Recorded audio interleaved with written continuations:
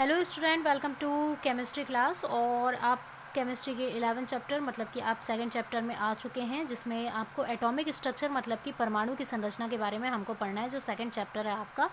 तो स्टार्ट करते हैं कि परमाणु की संरचना में हमने पढ़ चुका था परमाणु मॉडल के बारे में, जो रदरफोर्ड दे चुके थे। इससे पहले मॉडल कई सारे आए, उनमें भी लिमिटेशन निकलता गया, तो सीमाएं निकली। तो हमने रदरफोर्ड के मॉडल के बारे में पढ़ा, जिसमें स्वर्ण प्रकीर्णन के प्रयोग किया था, जिसमें उन्होंने एटम की संरचना के बारे में कंप्लीट बताया कि वह गोल होती हैं और किस तरीके से उनमें कक्षक और केंद्र उपस्थित होता है, और कितने पार्टिकल्स मतलब कि कितने कण उससे मिलकर आपस में मिलकर एक परमाणु का निर्माण करते हैं।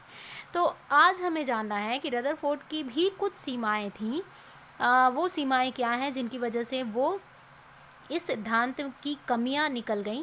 ऐसे तो इस सिद्धांत की सबसे बड़ी अच्छी बात ये थी कि उसमें परमाणु की संरचना एकदम स्पष्ट हो गई थी, लेकिन अब इसकी कमियां को जानते हैं।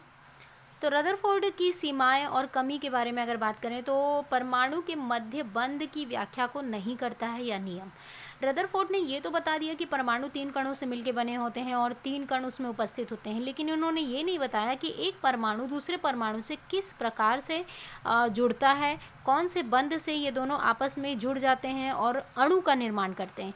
तो ये नियम क्या करता है, अणु के निर्माण की व्याख्या नहीं करता है, जिसकी वजह से ये सीमा हो गई, मतलब इस सिद्धांत की कमियां आ गई। तो सेकंड चीज़ ये है कि इलेक्ट्रॉन के भराव की भी ये गणना नहीं करता, ना ही उनके बारे में कोई ज्ञान देता है कि परमाणु में इलेक्ट्रॉन अलग अलग संख्या में, मतलब अलग अलग तत्व के जो परमाणु हैं, जैसे कार्बन है उसके इलेक्ट्रॉन की संख्या 6 है, नाइट्रोजन है उनके इलेक्ट्रॉनों की संख्या 7 है। तो इलेक्ट्रॉन की संख्या अलग अलग कैसे है और उनमें भराव किस प्रक्रिया से होती है, यह भी रदरफोर्ड नहीं बताए, तो जिसकी वजह से ये कमी आ गई इस सिद्धांत में। अब देखते हैं चौथा, नाभिक में आवेशों को तथा स्पेक्ट्रा को व्यक्त नहीं करता। स्पेक्ट्रा मतलब कि कोई भी तत्व में जब हम क्या करते हैं कि उच्च विद्युत चुंबकीय आवेश का बम्बार्डिंग करते हैं, बौछार करते हैं, तो उनमें से इलेक्ट्रॉन उत्सर्जित होता है। उत्सर्जित होने के कारण हमें 7 रंग 7 किरणें दिखाई देती हैं। जैसे आप रैम्बो देखते हो, इंद्रधनुष देखते हो, सेम वही चीज़ है। तो ये जो स्पेक्ट्रा है ना, उस चीज़ की वो व्याख्या नहीं करता कि ये अलग अलग कलर के जो किरणें हैं वो कहाँ से आती हैं। परमाणु उत्सर्जन विकिरण की व्याख्या भी नहीं करता है। तो अब आते हैं प्लांक क्वांटम संख्या की ओर, सिद्धांत की ओर। तो प्लांक क्वांटम नंबर तो हम आगे पढ़ेंगे, लेकिन क्वांटम संख्या क्या है उससे पहले हम सिद्धांत जान लेते हैं। तो प्लांक नाम के साइंटिस्ट ने 1887 में, है ना, प्लांक नाम के साइंटिस्ट बोल रही हूँ, हर्ट्स प्लांक ने, ठीक है, हर्ट्स प्लांक ने 1887 में प्लांक क्वांटम सिद्धांत दिया। इन्होंने क्या किया, एक प्रयोग किया, प्रकाश वैद्युत प्रभाव का प्रयोग किया। उस प्रयोग के द्वारा उन्होंने बताया कि कोई भी तत्व के जो परमाणु होते हैं उनमें जब विद्युत चुंबकीय प्रकाश का या फिर अल्फा रेज या फिर हम बोल सकते हैं परावैद्युत किरणों का जब हम बमबारी करते हैं, बौछार करते हैं, तो उनमें से इलेक्ट्रॉन उत्सर्जित होने लगते हैं। इलेक्ट्रॉन उत्सर्जित होते हैं, वो अलग अलग किरण देते हैं रंगों वाले, है ना, अलग अलग रंग के किरण को उत्सर्जित करते हैं, जिसे हम फोटोन कहते हैं। और ये फोटोन उत्सर्जित होने को ही हम स्पेक्ट्रा कहते हैं। ठीक है, स्पेक्ट्रा आप समझ आया आपको। तो इसके डेफिनेशन पे करते हैं। जब एक निश्चित आवृत्ति के प्रकाश का पुंज कुछ धातुओं की सतह पर डाला जाता है। मैंने बताया कि यहाँ पे आप किसी एक परमाणु ले लें, उस पर हम बम्बार्डिंग करते हैं, है ना, परावैद्युत किरणों की। तो यही चीज़ है, एक निश्चित आवृत्ति के प्रकाश का पुंज कुछ धातुओं की सतह पर डाला जाता है, तो सतह के इलेक्ट्रॉन उत्सर्जित या निर्गत होते हैं। इस घटना को हम क्या कहेंगे, प्लांक क्वांटम सिद्धांत कहते हैं। इसी घटना को हम प्लांक क्वांटम सिद्धांत कहते हैं, जिसमें धातुओं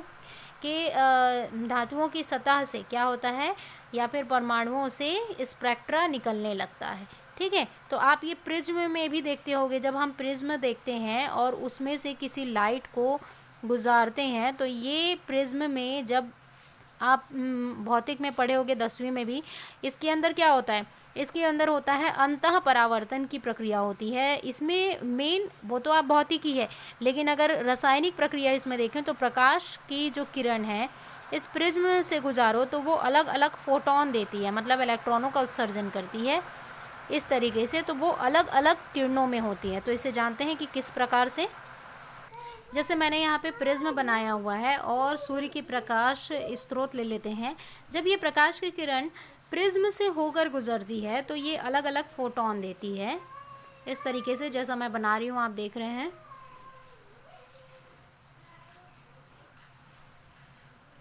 ठीक है, ये अलग अलग प्रकीर्णन के फोटोन देती है। अब ये निश्चित है कि ये इतनी ही संख्या में फोटोन देगी, मतलब कि ये 7 स्पेक्ट्रा ही देगी। ठीक है, 7 कलर के अलग अलग। तो अगर मैं इसे डिस्ट्रीब्यूट करूं तो आपको ध्यान में होगा, बचपन में पढ़े होंगे कि रॉय गोबी बोलते हैं। तो रॉय गोबी का मतलब होता है GBIV, गोविब। ठीक है, रॉय गोविब मतलब आर का मतलब हुआ रेड प्रकीर्णन। देखो सबसे उच्च परावैद्युत वाले होते हैं, तरंग धैर्य वाले होते हैं। फिर ओ होता है आपका ऑरेंज, नारंगी, वाई येलो, जी ग्रीन, ब्लू, आई आपका आता है इंडिगो। इंडिगो एक तरह का बोल सकते हैं कि लाइट रेड कलर होता है इंडिगो, या फिर हम बोल सकते हैं आसमानी कलर, है ना। ये नेवी ब्लू में होता है और ये आसमानी कलर में होता है। तो और ये होता है वायलेट। ठीक है, तो इस तरीके से प्रकीर्णन मिलता है। अब जाहिर सी बात है, जैसे कि आपने ये छठवीं कक्षा में पढ़ा था कि ये जो लॉ की 3 स्तर पढ़े थे ना आपने, जो हीट है उसके 3 स्तर पढ़े थे, कि ये वाला जो भाग होता है जो बहुत ही ज़्यादा वायलेट में होगा या नीले कलर में होगा वो ठंडा होता है। फिर वो जो ऑरेंज में होता है वो अधिक ताप वाला होता है, और ये रेड सरफेस जो होता है वो बहुत ही ज़्यादा मतलब जल जाता है, मतलब बोल सकते हैं कि ये बहुत ही ज़्यादा हीट होता है, गर्म होता है। ठीक है, तो इस तरीके से ये भी डिपेंड करता है कि अगर कोई धातु है ना, या अगर कोई धातु के सतह पर हम इस तरीके से किरण का बम्बार्डिंग करते हैं, तो जब फोटोन उत्सर्जित होता है अगर वह रेड कलर के स्पेक्ट्रा देता है तो वह बहुत ही उच्च विद्युत आवेश वाले होते हैं या चुंबकीय विद्युत प्रवाह वाले होते हैं। तो इस तरीके से हम पहचानते हैं कि कौन से तत्व किस तरीके के स्पेक्ट्रा देते हैं और कितने वो ज़्यादा बोल सकते हैं कि विद्युत चुंबकीय आवेश का फोटोन का निर्माण करते हैं। क्लियर हुआ यहाँ पे।